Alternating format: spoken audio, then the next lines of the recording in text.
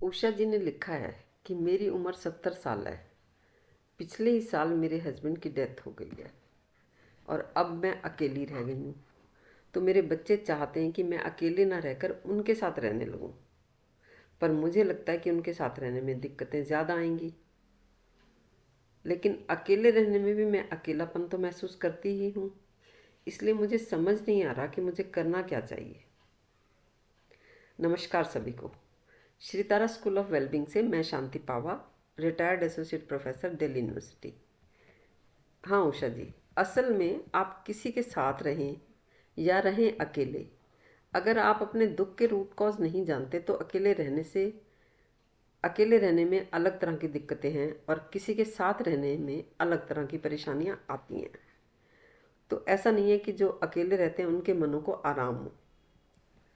Relationship issues साथ रहते हुए तो होते ही हैं, भले ही आप किसी के साथ भी रहें। पर अलग रहने के बाद भी ज़्यादातर सभी बुजुर्गों के अपने बच्चों के साथ इश्यूज होते ही हैं। जो सिंगल पेरेंट्स हैं और जिनके बच्चे भी पढ़ाई के लिए या जॉब के लिए कहीं कोसों दूर रहते हैं या चाहे आसपास भी रहते हों, उनके भी अपने बच्चों के साथ इश्यूज तो होते ही हैं। यानी लोग फैमिली को भी छोड़कर कहीं अलग रहते हों और उनके पास सारी सुख सुविधाएं भी हों, तो भी लोग दुखी होते ही हैं। यानी अकेले रहना सुख मिलने की गारंटी तो नहीं है। अगर अकेले रहकर सुख मिलता हो तो कोई भी सुख ले सकता है। कोई भी से मेरा मतलब है करोड़ों लोग ऐसे हैं जिनके पास इतना पैसा और इतनी सुविधाएं हैं ही कि वो अलग घर लेकर रह सके। और अमेरिका में लोग अकेले ही रहते हैं, लेकिन वहाँ भी माँ बाप के बच्चों के साथ इश्यूज तो होते ही हैं। या फिर अलग रहते हुए भी बच्चों के घरों में माँ बाप की वजह से झगड़े होते हैं, क्योंकि वहाँ भी तो माँ बाप की केयर, अटेंशन, उनकी रिस्पेक्ट, उनकी दखल अंदाजी या उनसे सलाह लेने देने के या उनके सपोर्ट के इश्यूज होते हैं।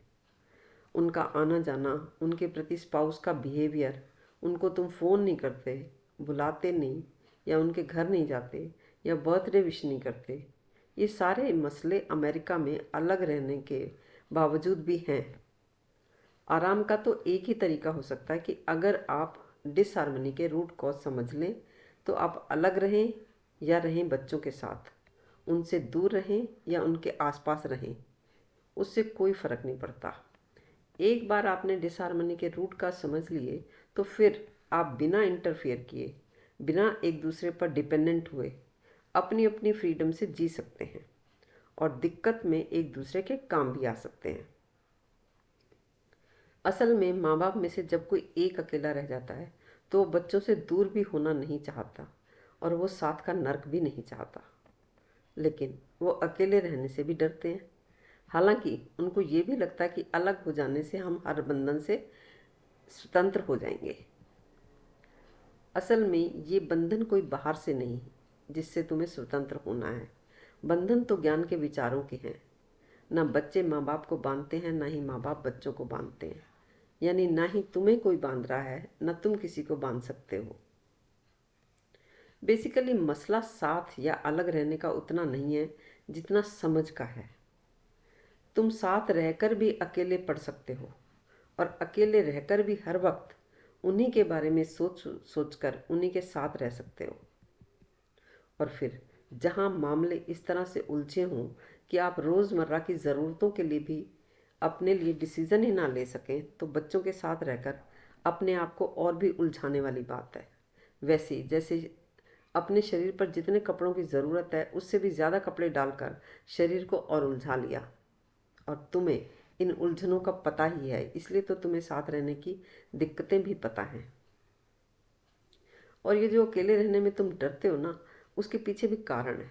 असल में आज से हजारों साल पहले हम मनुष्यों के लिए झुंड में रहना ज़रूरी था, क्योंकि अगर हम एक साथ ग्रुप्स में ना रहकर अकेले रहते तो हम जानवरों का शिकार कर सकने की बजाय हम खुद जानवरों का शिकार बन जाते।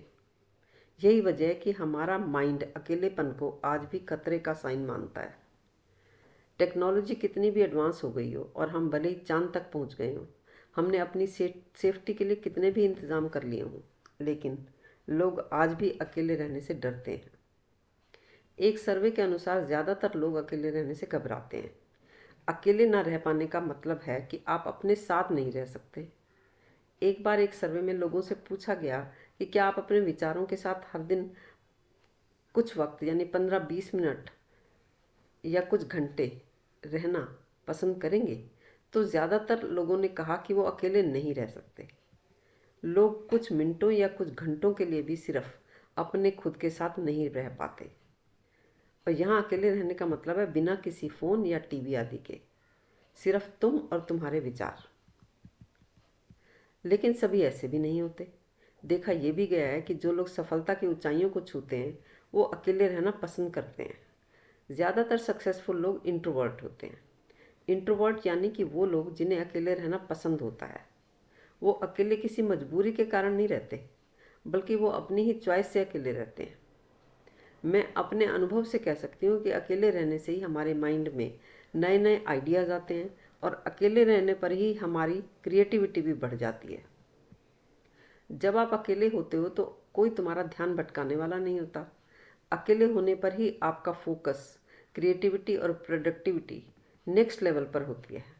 आपको आइडियाज़ आते हैं, आप ग्रो करते हैं, आप अपनी क्षमताओं का पूरा पूरा इस्तेमाल कर पाते हैं। निकोला टेस्ला, जो कि एक महान साइंटिस्ट थे, उनका कहना था कि be alone that is the secret of inventions. Be alone that is when ideas are born. अकेले रहने से आइडियाज़ पनपते हैं। अकेले रहो, क्योंकि अकेले रहने से तुम इन्वेंशंस कर पाते हो। निकोला टेस्ला जब खोज कर रहे थे तब उनके पास कोई ज़्यादा बड़ी टीम नहीं थी।